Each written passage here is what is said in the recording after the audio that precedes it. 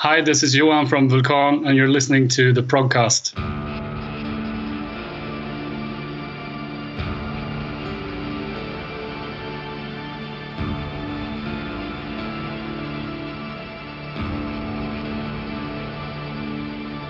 Welcome back to the Progcast. This is episode 63, most probably, because we're recording it a week before again.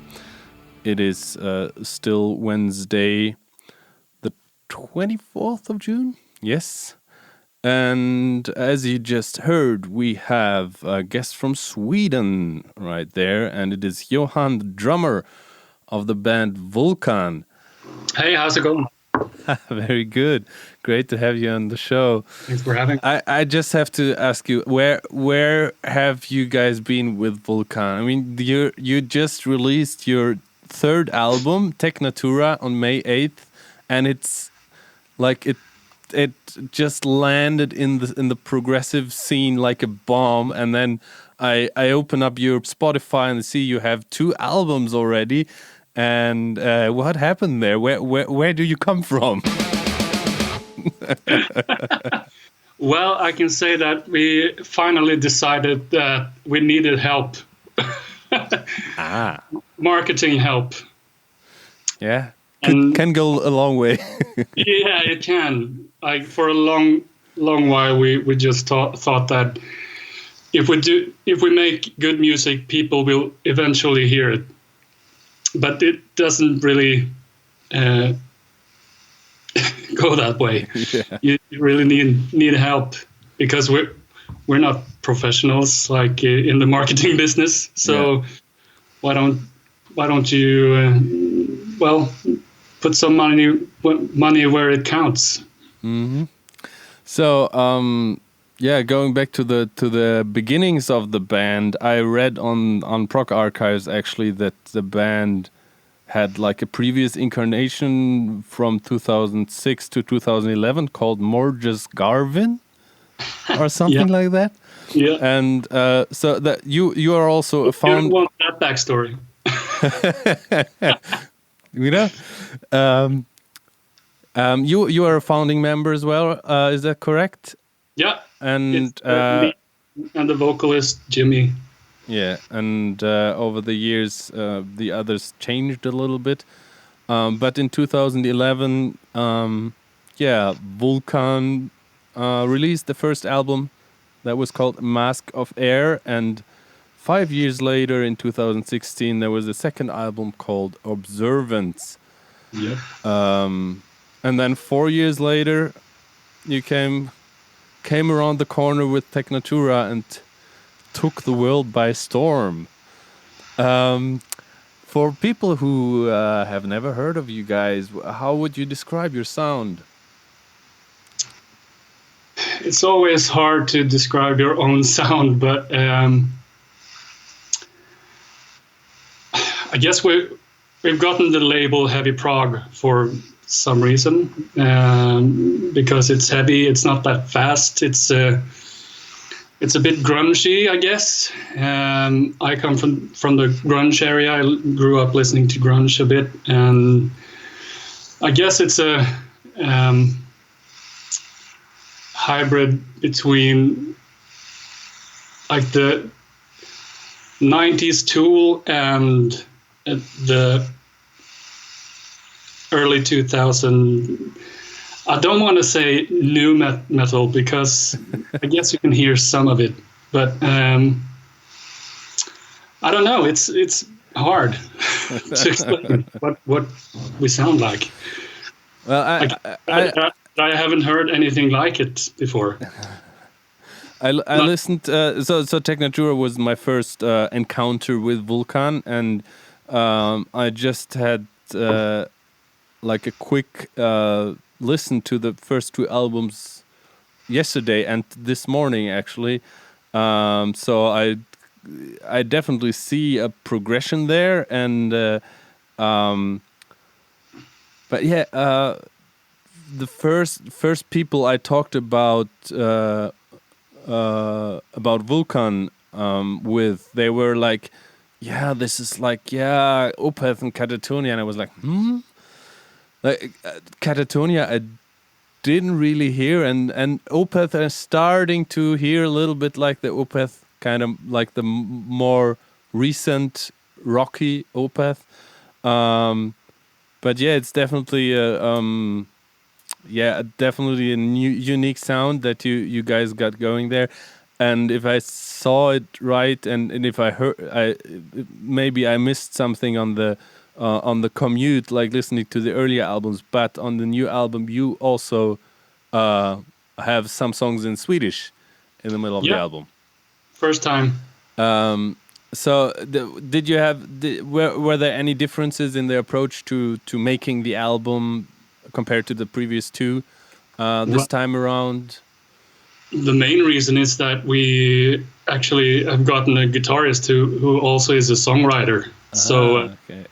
He comes up with the basic concept of the song, and we kind of jam on it. Maybe he writes the entire songs. For instance, Redemption Simulations he wrote all by himself.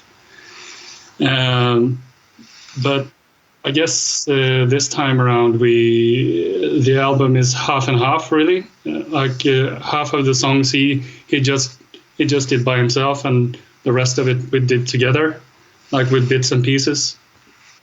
Before Technatura, we usually were jamming for 5-6 hours in the rehearsal space, trying to come up with something that felt good, and especially on Mask of Air, like we're rookies at this at that point. Like we've been playing together for 4 or 5 years, like since 2006. So we just and we were a bit younger then, so we tried things which we thought sounded good, that eventually became songs. On the second album, we had a bit of a different approach to the songwriting, because Jimmy wrote a script to the actual album. So that album is actually a concept album. It's a journey. So he wrote like titles, and we wrote music out of the titles. Like, how does this title sound? All right, that's a totally different approach. Sure. Yeah, totally different, but it was a fun experience. So this time around, new members, a great guitarist, great songwriter, Christian, and also the bass player, Oscar. And we didn't really know what to do after the second album, if we wanted to continue or just leave it there. But then we found Christian, and things continued as it were, really. Well, one thing that kind of I kind of discovered when I looked at the 3 albums. The first album was like really, really long, like 1 hour and 15 minutes long. The second album was only 40 minutes, and now the new one, Technatura, is like perfect length for my taste. Is like about an hour, a little bit more. So especially the difference between first and second album were a little bit, it looked quite interesting. That the first one was so long, and the second one was rather short in comparison. How did that come about, and how did you like? Was it because of the concept of the second album that it like just ended up being shorter? I don't know. Maybe we didn't have enough material. It was quite hard to write music out of just titles. But as soon as you get going, you create more of a song, of course. But first album, we had a lot of years before we actually released it. So we had all the time in the world, really, to write. So that's why it became so long, I guess. Yeah, but this album, 1 hour is a good length for an album, really. Especially when the songs are so good. Yeah, I can only agree with that, because the songs are indeed so good, and they're also diverse, not only because of the use of 2 different languages, but also musically. There's a lot going on, and there's like some quiet stuff, and even some heavier outbursts that even go into the screaming and stuff.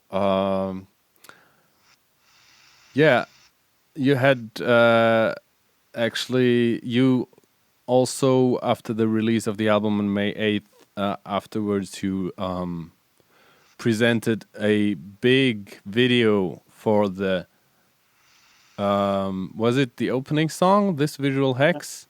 Yep. From Costin Turano. We talked a lot about other videos he did on the show already, and yeah, so we were kind of at a point where we said, okay, every band is having a Turano video now, and it became kind of a standard.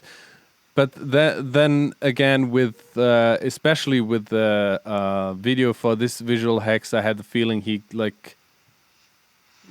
surprised me, as in how well he kind of put the imagery to the concept, and how he translated the concept into the imagery.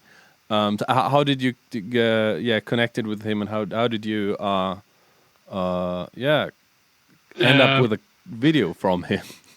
Yeah, we were totally blown away. We didn't see anything until a few days before the release, so we had no idea what he was coming up with, really. We just had the previous things he'd done to kind of bounce off. But we didn't really give him directions. We gave him the song and the lyrics, and I don't think we maybe some notes. I think it's essentially the same as Kjetil Northus from Green Carnation told us a couple of weeks ago. Yeah. But then he knows his stuff. He knows where to go, and it seems like he's very well. He feels the music, and he understands the lyrics, and to execute that into a video is, to me, is fantastic. It was definitely one of my favorite Costin videos so far, because it. Sorry, to tell you the truth, it was his too. I'm just saying. Yeah, I can absolutely see why, and I mean, he did stuff for Opeth and so on last year, but funny thing I found. Interesting thing. I was so convinced that he's gonna win this Prog award from the British Prog magazine for best video for Lotus from Soen, I think. But it ended up being the song, the video he did for Cellar Darling, I think. Okay. Anyway, getting a little bit sidetracked here, but yeah, that was just such a great visualization of This Visual Hex. actually, also a little bit of an Opeth kind of song title here. Oh, is it? Yeah, well, with a hex. Yeah. You have to manipulate the words sometimes. and actually, Opeth kind of started with what they didn't start, but they like made it a little bit for a broader audience acceptable to also sing in Swedish in this genre. Yeah. Actually, I think I never listened to the last Opeth album in English. I always listen to the Swedish version because I don't know, I like it. I like it very much. But the bilingual nature of Technatura somehow works also for me. And how did this decision come about? I mean, because before you were only singing in English, and you also have other English songs on the album, and then there's these the middle songs. This is 2, 4, 5 songs in Swedish. Well, 2 of them are kind of interludes, right? Yeah. So it's basically 3: Requiem, Spökskepp, and Marans Ritt. Is that correct? Yep.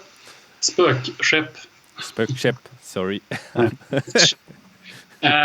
It came about when Jimmy started. Well, when he heard the first song we wrote Swedish lyrics to was Requiem, and Jimmy said, "This song has to be in Swedish. I can't write it in English." And we said, "Okay, try it." And it did, and it turned out really good. So we felt that we need more Swedish, because there's something, especially for us who understand Swedish, it's something you can express yourself in a different way, I guess. With English, it's our second language, so sometimes it's hard to write something that means something or that other people can understand. Like you kind of go through the dictionary trying to. So this word, what does that mean?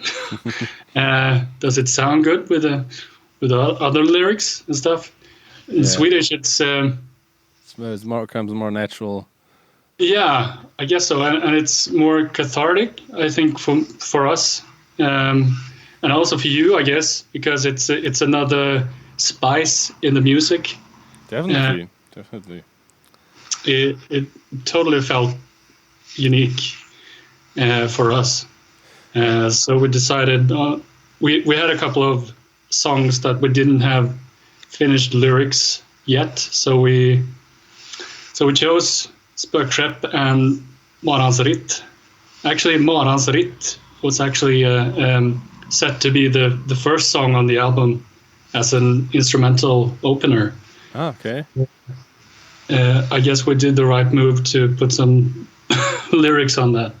It was the first single kind of you put out, I think 2 weeks or a couple of weeks before the album release, and it was the first song I heard, and I was immediately I knew there was something special going on.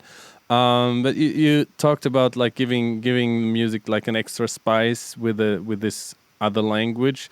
There's also some other instrumentation like violin and flute, and also in the like intro to Requiem is Klagen Snarra. Yep. And there's like some throat singing going on. So did some of the band is like multi-talented, or did you have guest musicians? We had friends and guest musicians.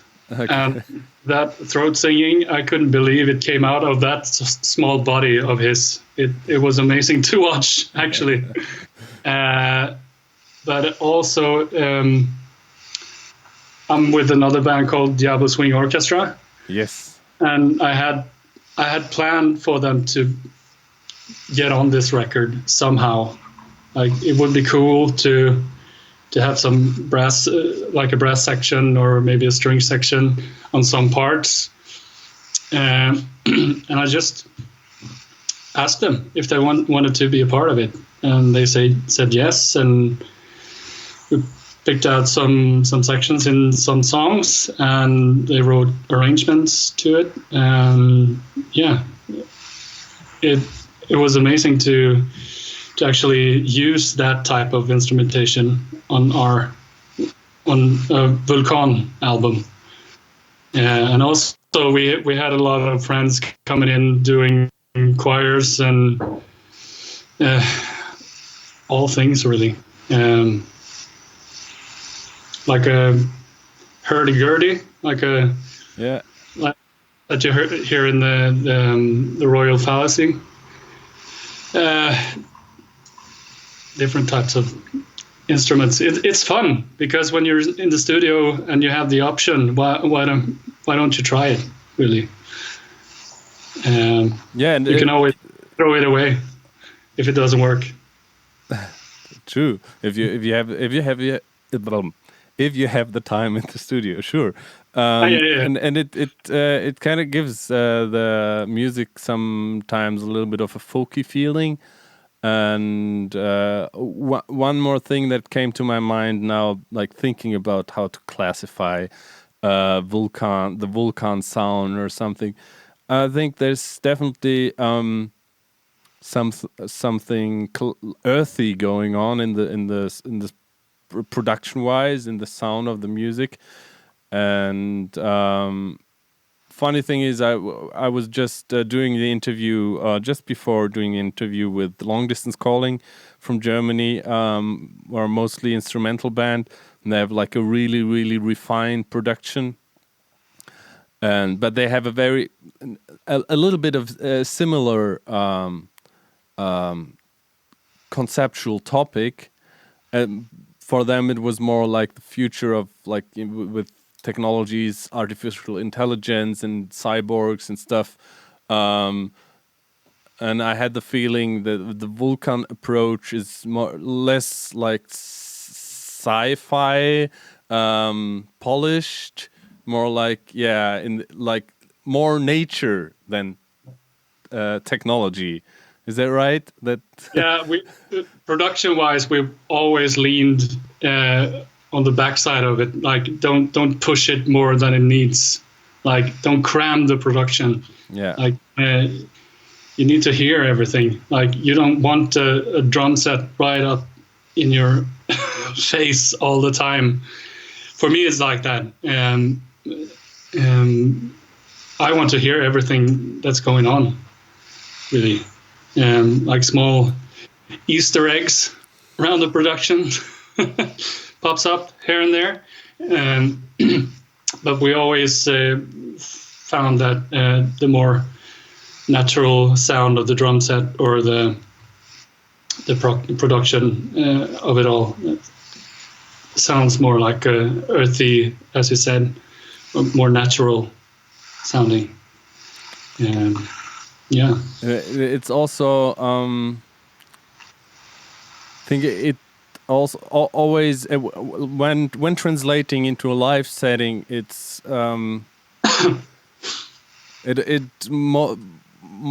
mostly has a more honest feel as well, and it's like it's also more forgiving, of course, if you like play raw with raw energy. If you have like something super high produced and then have like all those backing tracks and it like to have like a almost sterile sound, it's a very, very different kind of live experience. Yeah. With the music, you guys, you did the live stream actually not so long ago. Was it last week or 2 weeks ago, maybe? Maybe 2 weeks ago. And you so you also took the 2 songs from this live stream and put it out on YouTube. In the meantime, let me check if I remember which songs they were. I don't remember actually. I can tell you. Tell us, please. It was Bewildering Conception of Truth and also Marans Ritt. Yes. And maybe there will be another one. Okay, cool. Yeah, how was that live stream festival experience for you, and what was the whole? Yeah, that was part of a bigger festival, I think, from that venue. If I got It's it the right. biggest venue here in Karlstad, where we live, and because of the COVID-19, bands don't play live anymore. Well, because of the audience and the crowds and stuff. So we did a stream just to show what people are missing, really, and kind of. That is mean. No, I watched it. I watched it live, and I was really happy to There was a see lot of it. bands playing, so we were not the only ones. But it was weird in a way because there were no people there. But and the sound was, well, we didn't have a sound check, so it was a very short line check. It was like, everything. Does everything sound okay? Yeah. I got that from the live stream. I got as much. Throw yourself into the fire and hope for the best. But it was fun. We can't play live gigs, so we have to do what we can to show fans that we still exist. Yeah, and I'm pretty sure, I'm absolutely sure that there's a lot of new fans coming now who discover you through the new album Technatura. So once this situation is hopefully over or under control, so that live tours are possible again, do you guys plan to bring it on the road? Well, it's always a plan. We haven't done it before, really, but maybe this time, I guess we have to plan on 2021 for that. Absolutely. But also there, we need help in maybe a booking agency or whatever, just to pull things together. But hopefully we can do it. In the meantime, we're planning on doing streams, and maybe a little surprise gift for all the fans later this year. Some songs that isn't digital, Okay. but they're on the vinyl. Actually, my vinyl arrived like last week, and I had exams, so I didn't open it yet. I'm super curious. Keep it in the plastic bag and save it for a rainy day.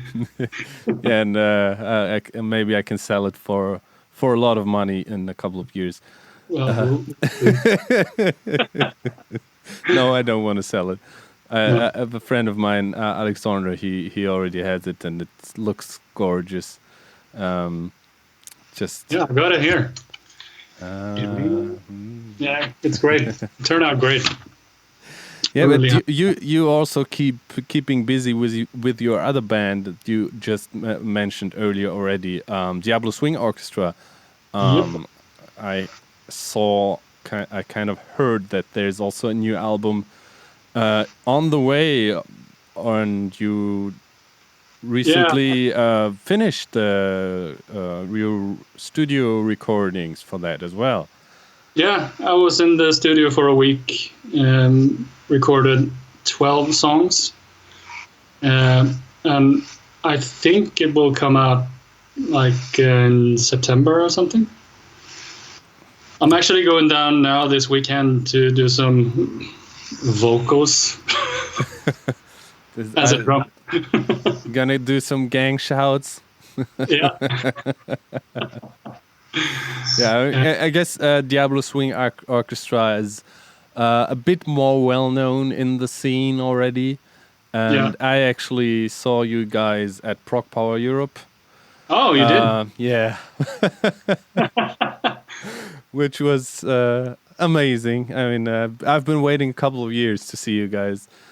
Because you obviously also with Diablo Swing Orchestra, you don't seem to play live that much.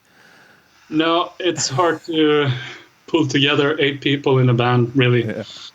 And we were living in different countries, I almost cities in Sweden. Different parts of Sweden. I always had the feeling that somehow you guys are huge in Mexico.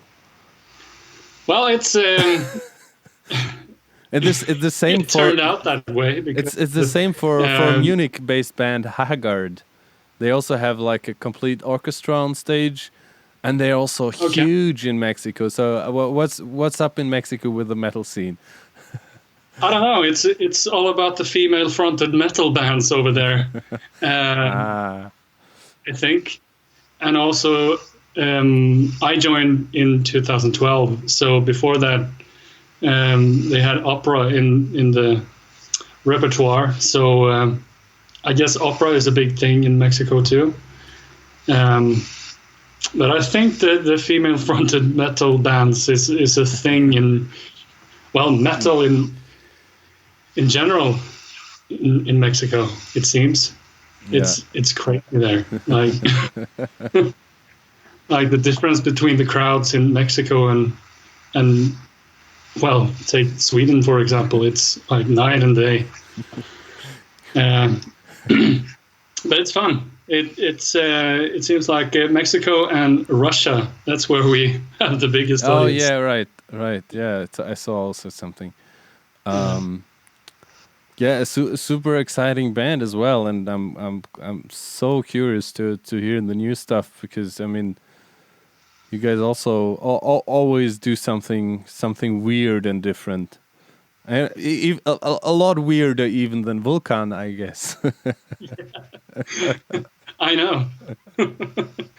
But it's fun to be in that band too. Like there are no boundaries really. Like it's not like do whatever you want, but we add a bit of craziness to it. They are songs, but a bit twisted. It was the craziest party on stage at Prog Power, certainly since Major Parkinson. Oh, nice. Cool. Talking about weird stuff, what are you? We usually start the show with a section called "What's in Your Walkman." I totally forgot that this time around, but we can do it just now. So, what kind of weird or not weird stuff you like to listen to, apart from the stuff you're working on? And it could be some new stuff, could be old shit. What have you been listening to lately? Lately, well, this morning I listened to Midlake, talking about earthy sound. Midlake is earth to me. What else? I'm listening to everything really. Can you give us like specific songs for the playlist? Specific songs. Well, I have to say Head Home by Midlake then. Also, what else? Listen to Karnivool sometimes. I actually, funny thing, last night I listened to Technatura the first time finally. Yeah. That was really nice. What's your favorite Karnivool song? I think either Goliath or Dead Man. I'm gonna go for Dead Man. Actually, I was in Australia when they released their Sound Awake album. So oh wow, there's everywhere.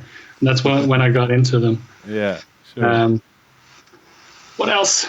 I'll listen to Mr. Bungle if I feel that way. Do you want me to put the new song into the playlist? Have you heard the new Mr. Bungle song? I heard the new song. Is that I heard they played a really thrash metal concert a while ago. They have a new song that it is actually a cover version, I think, of which band was it? Like this punk band, like punk. With this guy with the red long Iro, Wati distorted, maybe. So the song is called USA, and I think the all lyrics are "fuck the USA" or something. Great. That was like it came out a couple of weeks ago, and that was like, yeah. Felt weirdly fitting. It's like just two and a half minutes. But now, what's your favorite Mr. Bungle song from the older stuff? Well, I like the whole California album, so let's go with is Ars Moriendi on that? Yes. Yeah, let's grab that. Yeah. I'm always bad at coming up with what I listen to. I always forget because I listen to so much. I can help you with that.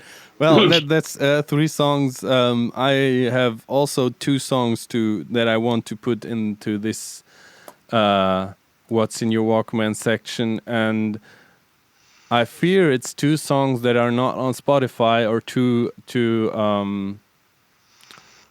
albums actually that are not on Spotify. But they are on Bandcamp, and they're both new. One album is from Greece, from a guy called his stage name is Jargon, and he's the frontman of the band Verbal Delirium. And Verbal Delirium are a fantastic Greek prog rock band. And he released his solo album called The Fading Thought just a couple of weeks ago on May 30th. And I gave him a 5 out of 5 review because I love it so much. It's so beautiful. It's also, it's very very cinematic, but also very earthy prog rock. Very, very melancholic, sometimes even depressive. But I definitely want to give a shout out to this album. Check it out on Bandcamp. I will see if I can somehow embed it in our article on the Progspace for this Progcast episode. And to reflect the craziness of the music we're talking about in this episode, I also want to give a shout out to an EP from a band, very new EP, from a band called Fleshvessel, and the EP is called Bile of Man Reborn, and it's of course super crazy progressive death metal, avant-garde, whatnot. It's a 24-minute song, and it's just amazing. The cover artwork is like a Costin Chiriano gone Cannibal Corpse or something. But yeah, this is an amazing piece of art as well. 25 minutes of craziness. And to my knowledge, also not on Spotify yet. So also go on to Bandcamp to check out Fleshvessel's Bile of Man Reborn EP. That's for all you avant-garde and prog death metal fans out there. That would be my 2 contributions to the playlist. That's gonna be not so long on Spotify this week, as we only have 3 Vulkan albums, and now the 3 suggestions you just gave us, Johan. Maybe you can also pick your favorite Vulkan songs for the playlist from the 3 albums that we should put into the playlist for people to discover Vulkan. Okay, one track from each album? Yeah, you can put, let's say you can put 3 from Technatura and 1 from each previous album. The Royal Fallacy and which ones do I like? Spur Trip. It's a great one. And let's put in Redemption Simulations. And from the first album, perhaps Nixoma. That's crazy enough. And also from Observance, I pick Hypnotica. All right. I listened to Observance earlier today on my commute, and I remembered that song. I looked it up. What song is playing?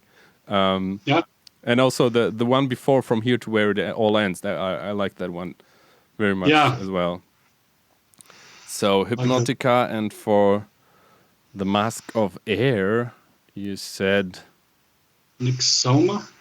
Nixoma, yes, that's the third song. I'm gonna compile those in our Spotify playlist as always, for you guys out there to listen to. Maybe we can also add your favorite Diablo Swing Orchestra song. Oh.